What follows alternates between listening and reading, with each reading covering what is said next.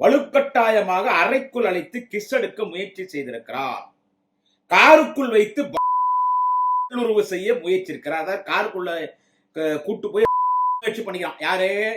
இந்த பொறுக்கி பையன், இந்த பொம்பளை பொறுக்கி, இந்த காம நாகராஜன், கரு நாகராஜன் லவ் மூட்ல போய்கிறான். உன்னை பார்த்த முதல் நாளே அந்த மாதிரி போயிருக்கான். பாஜகவில் இருக்கிற பெண்களுக்கே பாதுகாப்பு இல்லை. இவங்க வந்து இதுல அப்பா அம்மா ஐயோ குஷ்பு பேசுறது என்ன, உலக பத்திரிகை சங்க தலைவி கஸ்தூரி பேசுறதுன்னா, எங்க அக்கா இந்தி இசை, தமிழ் இசை சவுந்தரராஜன் பேசுறதுன்னா, வானதி சீனிவாசன் பேசுறதுன்னா, இங்க பாருமா உங்க எல்லாரும் கற்பையும் நீங்க பாதுகாக்கங்க. முதல்ல டயா பூஸ்டர் சுகரை கண்ட்ரோல் பண்ணும், உங்க ஆரோக்கியத்தை மீட்டு தரும். சர்க்கரையை கட்டுப்படுத்துறதுக்கான எளிமையான வழிமுறை, இயற்கையான வழிமுறை. அனைத்து மருந்து கடைகளிலும் கிடைக்கும். வணக்கம், குடியாத்தம் குமரன். நான் ஒரு சிலர்லாம் கூப்பிடுறேன், கொஞ்சம் எங்க இருந்தாலும் கொஞ்சம் சீக்கிரம் ஓடிவாங்க. சீக்கிரம் வாங்க. சீக்கிரம் வந்து நம்ம பதிவை கொஞ்சம் பாருங்க. நம்ம பதிவு கொஞ்சம் பாருங்க.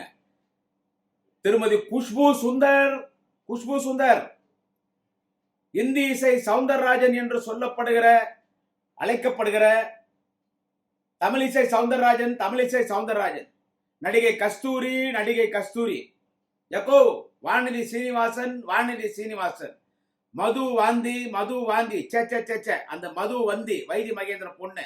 அப்புறமா இந்த டிவி டிபேட்ல வழக்காடு மன்றத்துல பேசுறீங்கல்ல பாஜக வீராங்கனைகள் எல்லாரும் கொஞ்சம் இந்த பதிவு பக்கமா வாங்கம்மா.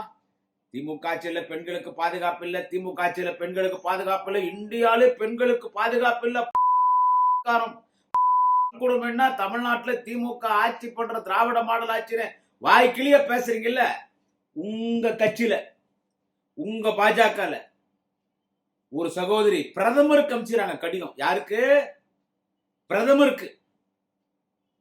நரேந்திர மோடிஜி 3வது முறை ஜல்சா கட்சியின் சார்பில் இந்த நாட்டினுடைய பிரதமராக இருக்கிற நரேந்திர மோடிக்கு கடிதம் செய்றாங்க. யாருன்னு கேட்டா, சென்னையிலே மாவட்ட மகளிர் அணி தலைவராக இருக்கக்கூடிய தங்க சோபனா. இந்த கடிதம் பல முறை காம ஆலயத்தில் கொடுத்துட்டாங்க. டிநகர்ல இருக்குதுல உங்க பிஜேபியினுடைய தலைமை அலுவலகம், காம ஆலயம். அதாவது கமலாலயம் இல்ல, அது வந்து காம ஆலயம் ஒண்ணு இல்ல. அந்த இந்த மாதிரி பல பெண்கள் பாஜகனுடைய முன்னணி தலைவர்களால் ஆளாக்கப்பட்டு புகார் தந்து கற்பை கூட இழந்திருக்கிறார்கள். தமிழ்நாடு மட்டும் இல்லை, இந்தியா முழுவதும். இதை மட்டும் கொஞ்சம் பார்த்துடலாம். என்னது? இதை மட்டும் கொஞ்சம். யாருன்னு கேட்டீங்கன்னா தங்க சோபனா. இந்த தங்க சோபனா யாருன்னு கேட்டீங்கன்னா சென்னையிலே மாவட்ட மகளிர் அணி தலைவர். அந்த கட்சியில முக்கியமான பாஜகவின் மகளிர் அணி வீராங்கனை, ஒரு நல்ல குடும்பத்தை சார்ந்த ஒரு குடும்ப பெண். இன்னைக்கு என்னன்னு கேட்டீங்கன்னா தலைப்புச் செய்தி இன்னைக்கு என்னன்னு கேட்ட, அறைக்குள் முத்தமிட முயற்சி, காருக்குள் வைத்து வல்லுறவு. கரு நாகராஜன் மீது பாஜக மகளிர் அணி தலைவர் பரபரப்பு புகார். இன்னைக்கு இதுதான் சோசியல் மீடியால ஓடுது. ஆனா சோசியல் மீடியால ஓடுதுன்னா இத பெருசா பேசுற மாதிரி எந்த யூடியூப் வீடியோ அது மாதிரி பண்ணிட்டான் சங்கி பசங்க. என்னது? இதை வெளியே வராத மாதிரி இதை மூடி மறைக்கிறான். ஆனா தங்க சோபனா என்று சொல்லக்கூடிய சென்னையில மாவட்ட மகளிர் அணி தலைவர் பல ஆண்டுகளாக இந்த கரு நாகராஜ் என்று சொல்லக்கூடிய இந்த காம கொடூரன், இந்த பொம்பளை பொறுக்கி, இந்த கரு நாகராஜனோட காம கொடூரன், இந்த காம நாகராஜன் இந்த பெண்ணுக்கு பல ஆண்டுகளாக கொடுத்திருக்கிறான். இப்படி பல பெண்களுக்கு தொல்லை கொடுத்திருக்கிறான். யார் என்று கேட்டால் பாஜகவின் மாநில துணை தலைவர். யாரவன்? பாஜகவின் மாநில துணை தலைவர் கரு நாகராஜன். இது ரத்தன சுருக்கமா சொல்லி இந்த அம்மா எல்லா இடத்திலையும் புகார் கொடுத்து ஒன்னும் பண்ண முடியாம கடைசியில பிரதமருக்கே கடிதம் எழுதிட்டாங்க. அந்த செய்தியை ரத்தன சுருக்கமாக படிக்கிறேன் பாருங்கள். பாஜக மாநில துணை தலைவர் கரு நாகராஜ் என்று சொல்லப்படுகிற பொம்பளை பொறுக்கி காம நாகராஜன் மீது மாவட்ட மகளிர் அணி தலைவர் தங்க சோபனா புகார் கூறி பிரதமர் மோடிக்கு கடிதம் எழுதியுள்ளார். அதில் மாவட்ட பாஜக மகளிர் அணி தலைவர் அன்பு சகோதரி தங்க சோபனா என்ன கூறியிருக்கிறார் என்று சொன்னால்,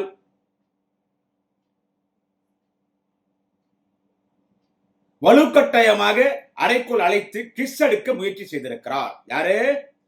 இந்த பொம்பளை பொறுக்கிறான்ல, இந்த பொம்பளை பொறுக்கிறான் பாருங்க, இந்த காம நாகராஜன், இந்த காம நாகராஜன் கரு நாகராஜன். அவன் என்னடான்னு கேட்டா, அதாவது பிரதமருக்கு இது கடிதம் எழுது, இது தலைப்புச் செய்திகள். அதாவது வலுக்கட்டாயமாக அறைக்குள் அழைத்து கிஸ் எடுக்க முயற்சி செய்திருக்கிறார். காருக்குள் வைத்து செய்ய முயற்சி இருக்கிறார். அதாவது காருக்குள்ள கூட்டு போய் முயற்சி பண்ணிக்கிறான். யாரு? இந்த பொறுக்கி பையன், இந்த பொம்பளை பொறுக்கி, இந்த காம நாகராஜன், கரு நாகராஜன்.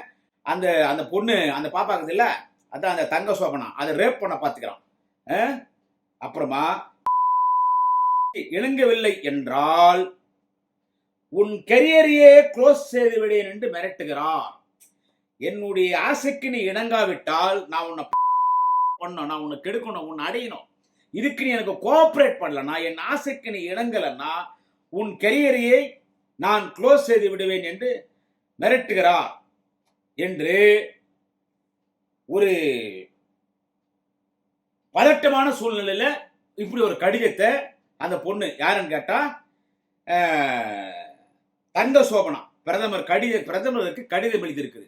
இது தொடர்பாக, இது கொஞ்சம் நல்லா கவனிங்க, இதெல்லாம் நம்ம மனப்பாடம் பண்ண வரல, இந்த கர்மத்தெல்லாம் மனப்பாடம் பண்ணுவாங்க.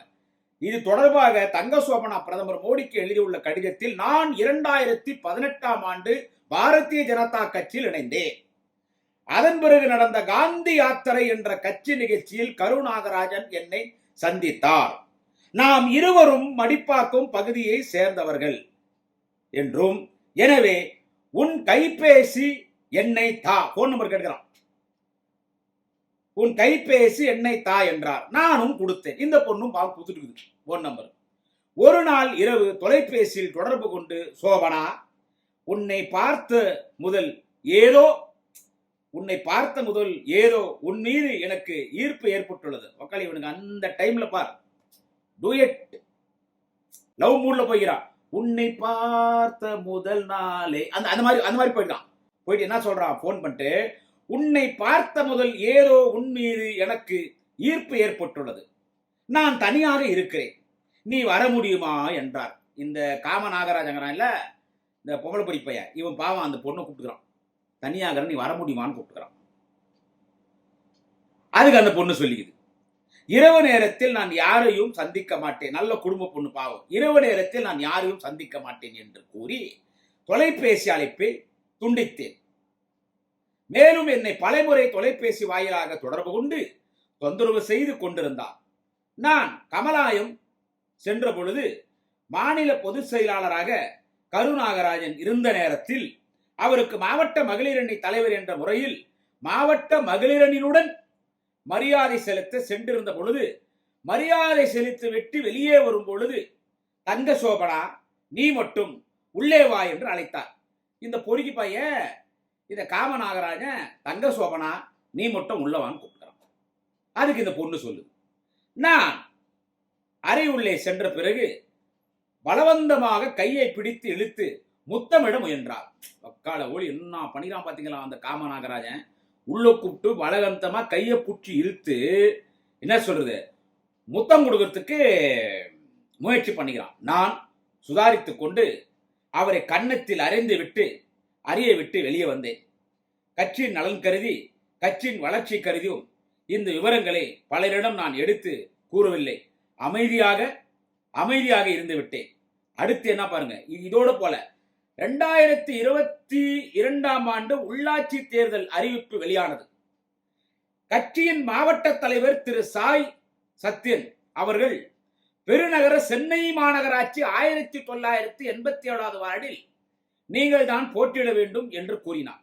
ஆனால் மடிப்பாக்கம் பகுதியை சேர்ந்த நம் கட்சியில் பொறுப்பாளர் திரு ஸ்ரீதர் அவர்கள் கட்சியின் எந்த பொறுப்பிலும் இல்லாத தனது மனைவி கிருஷ்ணபிரியா போட்டியிட வேண்டும் என்றும், இல்லை என்றால் நான் சுயேட்சாக போட்டியிடுவேன் என்றார். கட்சியின் நலனை கருதி எனக்கு கிடைத்த வாய்ப்பை விட்டுக் கொடுத்தேன். 2011ஆம் ஆண்டு நடந்த தேர்தலிலும் 2022ஆம் ஆண்டு நடந்த தேர்தலிலும் கிருஷ்ணபிரியா தோல்வியடைந்தார். அதன் பிறகு மாநில துணைத் தலைவர் கருநாகராஜன் அவர்கள், சோபனா, என்னை உடனே சந்திக்க வேண்டும் வா என்றார். யாரு? இந்த பொறுப்பை கூட்டுதான் தெரியும். இது எப்போ? இது 2022. கவுன்சில் எலெக்ஷன் 2 மணி அந்த அம்மா தோத்து போச்சா? தோத்து போன உடனே இவன் என்ன பண்றான், துணைத்தலைவர் ஆயிட்டான். இந்த பொறிப்பையன் பொதுச்செயலரா இருந்தவன் துணைத்தலைவர் ஆயிட்டான் இந்த காம நாகராஜன்.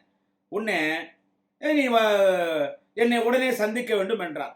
கட்சி வேலை என்று நினைத்து நான் அவரிடம் சில மகளிரணியை சந்தித்து கொண்டிருக்கிறேன் சொல்றான். அந்த பொண்ணு சில மகளிரணியரை சந்தித்து கொண்டிருக்கிறேன், அப்புறமா வரேன்னு அந்த அம்மா சொல்லுகிறாங்க தங்க சோபனா.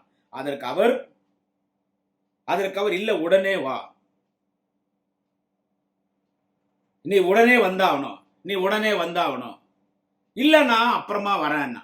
உடனே என்ன சொல்கிறான், அண்ணா உடனே என்ன நீ அண்ணான்னு கூப்பிடக்கூடாதுன்னு. ஏன்னா லவ்வர் இல்ல, முத்தெல்லாம் கொடுக்க போய் தவுள் அடியெல்லாம் வாங்கிக்கிறான் காமநாகராஜ், அண்ணான்னு கூப்பிடாதான்னு. அதுக்கு இந்த அம்மா குறிப்பிடுறாங்க. என்ன சொல்றாங்கன்னு கேட்டா, அதுக்கு இந்த அம்மா என்ன சொல்றாங்கன்னா, எல்லாரையும் அண்ணான் தான் கூப்பிடணும், ஜீனு கூப்பிடக்கூடாது என்று கட்சியின் காரியகர்த்தார் அனைவரும் ஜி என்றுதான் அழைக்கக்கூடாது, அண்ணான் கூப்பிடுங்க, எல்லாரையும் அண்ணான் கூப்பிட சொல்லிட்டாரு பொன் ராதாகிருஷ்ணன்னு இந்த அம்மா சொல்லி அந்த யாருகிட்ட, அந்த காம நாகராஜன் கிட்ட. அவருக்கு அடுத்த வேலை இல்லை, நீ என்ன அண்ணான்னு கூப்பிடக்கூடாதான்னு. சரி இருந்தாலும் கூப்பிட்டானேன்னு சொல்லி என்ன பண்ணுது, கட்சியின் அவசரமாக வேலையை நீ உடனே வர வேண்டும், இல்லை என்றால் உன் மீது நடவடிக்கை எடுப்பேன், கட்சி விட்டு எடுத்து விடுவேன் என்று மிரட்டினார். நானும் ஒன்னும் புரியாமல் கட்சி வேலை என்பதால் அவர் இருக்கும் இடத்துக்கு சென்றேன். அந்த சமயத்தில் ஆட்கள் நடமாட்டம் இல்லாத நேரமாக இருந்தது. அவர் உடனே கார் உள்ளே வா என்றார். உன்னுடன் கட்சி பணி குறித்து பேச வேண்டும் என்றார். வரம்போக்கு பொறுக்கி பொம்பளை பொறுக்கி பையன் ஒக்காலே கட்சி ஆபீஸ்ல கூப்பிட்டுதான் கட்சி வேலை பார்ப்பாங்க, இவன் காருக்குள்ள கூப்பிட்டுதான் பார். அது சரி, அந்த பாரதிய ஜனதா கமலாயமே காமாலயமாச்சே, இவன் காருக்குள்ள கூப்பிட்டுறான். உடனே என்ன பண்ணிக்கிறாங்க, அந்த கார் ஓட்டுநரை பார்த்து நீ வெளியே போன்ட்டுறான். இந்த பொண்ணு காருக்குள்ள போய் தங்க சொப்பனா காருக்குள்ள போனோன்னு அந்த காமநாகராஜன் என்ன பண்ணிக்கிறான், டிரைவரை வெளியே அமிச்சிட்டான். இதெல்லாம் இந்த அம்மா பிரதமருக்கு இந்த கடிதத்தை நான் அவங்கள்ட்ட கொஞ்சம் ஷார்ட் அண்ட் ஸ்வீட்டா படிச்சுட்டு இருக்கிறேன். ஓட்டுநரை பார்த்து நீ காருக்கு விட்டு வெளியே நில்லு என்று கூறினார். நான் காரில் அமர்ந்தவுடன், சோபனா, எனக்கு நீ இணக்கமாக இருந்திருந்தால் உன்னை நான் சென்னை மாநகராட்சி உறுப்பினராக ஜெயிக்க வைத்து மகாராணி போல் வைத்திருப்பேன் என்று கூறியபடி என் தொடையின் மீது கை வைத்து இறுக்கமாக கட்டி அணைத்து பலாத்காரம் செய்ய முயன்றார். கட்டி அணைத்து உம்மா தாரோன்னு ஒரு படத்துல ரஜினிகாந்த் சொல்ற மாதிரி மீனா கிட்ட இந்த மாதிரி இவன் என்னடான்னா என்ன சொல்றது, என் தொடையின் மீது கை, அந்த சகோதரி நமக்கு சகோதரி, அவனுக்கு எந்த பொண்ணும் சகோதரி இல்லை. அந்த புறம்போக்கு பையன் அந்த கரு நாகராஜ காம நாகராஜ என்ன பண்ணிக்கிறான், அந்த அந்த பொண்ணு தொடை மேல கை வச்சு அந்த பொண்ணு சொல்லுது, என் தொடையின் மீது கை வைத்து இறுக்கமாக கட்டி அணைத்து பலாத்காரம் செய்ய முயன்றார். நான் காரின் கதவை என் காலால் உதைத்து கரு நாகராஜனை தள்ளிவிட்டு என் முழு பலத்துடன் போராட்டி வெளியே வந்து தவடை மேலே பலார் என்று ஒன்று விட்டேன். அப்போ ஒன்று கவனம் விட்டு வீட்டுக்கு சென்று விட்டேன். பல மணி நேரம் அழுதேன்.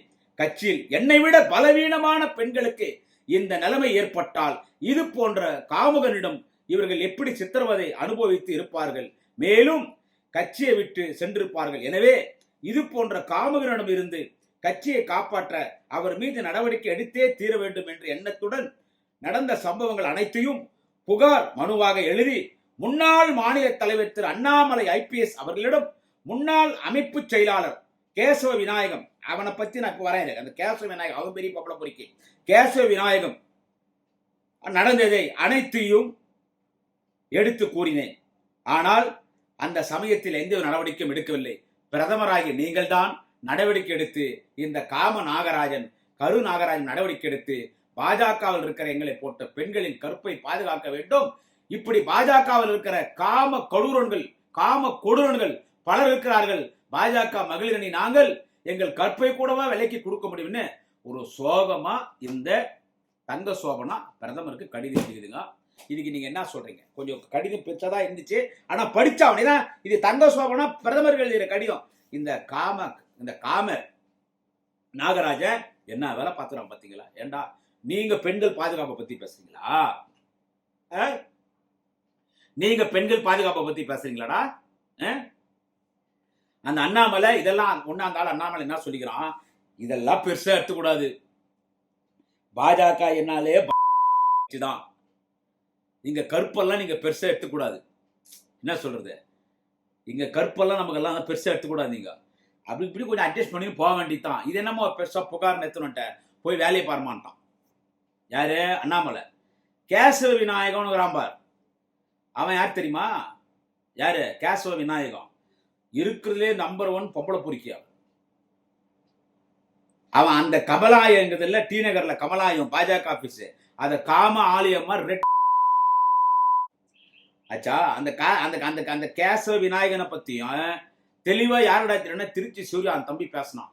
இந்த கேசவ விநாயகர் யாருன்னு கேட்ட ஒரு பொம்பளை மேரின்னு ஒண்ணு இல்ல பாஜகல. இந்த திருச்சி சூர்யாவுக்கு அந்த மேரிக்கும் போன்ல 2 பேர் சண்டை நடந்து அவன் கேட்கக்கூடாதெல்லாம் கேட்டு திருச்சி சூர்யா இந்த மேரி பேச, கேசவ விநாயகர் பேத்தி பேச ஒரு ஆடியோ ஒண்ணு ரிலீஸ் ஆச்சு பாருங்க. 2 பேர் அலைபேசி உரையாடல். அந்த கேசவ விநாயகத்தை இந்த மேரின்னு பாஜக ஒரு கேள்விக்குது. அது என்ன சொல்லிச்சுன்னா, கேசவ விநாயக மாதிரி ஒரு சுத்தமான ஆளை பார்க்க முடியாது, பெண்கள் அப்படியே அம்மா நின்னா கூட அவர் எதுவும் உணர்ச்சி இல்லாம நிற்பார் அப்படியே. ஏன்னா எல்லாம் மரக்கட்டில செஞ்சுக்குது.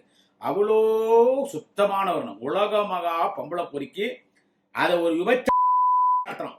டி நகர்ல இருக்கிற பாஜக ஆபீஸ் ஒரு அது கமலாலயம் கிடையாது, காம ஆலயம். அங்கே இந்த பொண்ணு தங்க சோபனாக்கு இவ்வளவு கொடுமை நடந்து பிரதமர் கடிதம் எழுதிக்குது. இது ஒரு தங்க சோபனா இல்ல பாஜகவில், இப்படி பல தங்க சோபனாக்கள், இப்படி பல மாவட்ட தலைவர்கள் பாஜகனுடைய மகளிரணி எத்தனையோ பெண்களின் கற்பை சூர்யா இருக்கிறார்கள். பாவம் அப்பாவி பெண்கள் பதவி வாங்கி தரேன், கவுன்சிலர் சீட்டு வாங்கி தரேன்னு சொல்லி. இது தமிழ்நாடு மட்டும் இல்லை, இந்தியா முழுக்கும் எத்தனையோ பெண்களை, பாஜகவில் இருக்கிற பெண்களுக்கே பாதுகாப்பு இல்லை, பாஜகவில் இருக்கிற பெண்களுக்கே பாதுகாப்பு இல்லை, பாஜகவில் இருக்கிற பெண்களுக்கே பாதுகாப்பு இல்லை. இவங்க இதுல அப்பா அம்மா ஐயோ குஷ்பு பேசுறது என்ன, உலக பத்திரிகை சங்க தலைவி கஸ்தூரி பேசுறது என்ன, எங்க அக்கா இந்தி இசை தமிழ் இசை சவுந்தரராஜன் பேசுறதுன்னா, வானதி சீனிவாசன் பேசுறதுன்னா, ஐயோ அந்த நடிகை கஸ்தூரி அப்பா அப்பதான் ஓவர். அதுல இந்த டிவி டிபேட்ல பேசுறாங்க பார், அது என்ன சுமதியா என்னன்னோ பல பேருங்கெல்லாம் நீட்டா நாம வச்சு அந்த டிபேட்ல அப்படியே பெண்கள் தூத்துக்குடி சமாச்சாரம் நடந்து ஏற்றுக்கொள்ள முடியாது. அவனெல்லாம் சுட்டு சாக வச்சுக்கணும். அவன் ஏற்ற ஒரு கேள்வியை ரேப் பண்ணி கொலை பண்ணிக்கிறான், அவன் எதுவுமே ஜெயில போட்டு விடாது. ரேப்புன்னா சொன்னோம், சுட்டு சாக வச்சுக்கணும். என்ன நீங்க எல்லாம் அப்படியே எங்க அப்பா. அதுலயும் அந்த வைத்திய மகேந்திர பொண்ணு மது வாந்தியா அது பேசுறது என்ன. இங்க பாருமா, உங்க எல்லாரும் கற்பையும் நீங்க பாதுகாக்கங்க. முதல்ல நீங்க எல்லாமே எங்க சகோதரியும் தான், எங்க அம்மா வயசுதான் எங்க அம்மா மாதிரி தான், எங்க அக்கா வயசுதான் எங்க அக்கா வயசு தான், எங்க தங்கச்சி தான் எங்க தங்கச்சி வயசு தான். உன் பிஜேபியில பெண்களுக்கு பாதுகாப்பு இல்லை. ஆவோன்னா மணிப்பூருக்கு போயிருக்கீங்களே, போகதான் செய்யும்.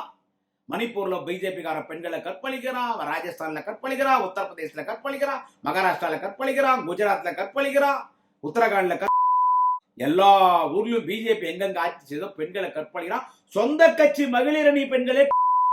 இதெல்லாம் கொஞ்சம் பாருங்க. என்ன தங்க சோபனாக்கு ஏற்பட்டிருக்கிற நிலைமை இனி பாஜகவில் எந்த பெண்களுக்கும் ஏற்படக்கூடாது. இப்படிப்பட்ட கட்சி ஒரு கட்சி பாஜகவில் இருக்கிற பெண்களுக்கே பாதுகாப்பு இல்லை. எனவே பாஜக இருக்கிற பெண்களே தேர்தல் நேரம் பிரச்சாரத்துக்கு போவீங்க, உங்க பாஜக இந்த காம நாகராஜன் போன்ற ஆட்களிடம் கொஞ்சம் ஜாகிரதையா இருங்க. நன்றி, வணக்கம். நாளை இன்னொரு பதிவை சந்திக்கிறேன். முடியாத குமரன்.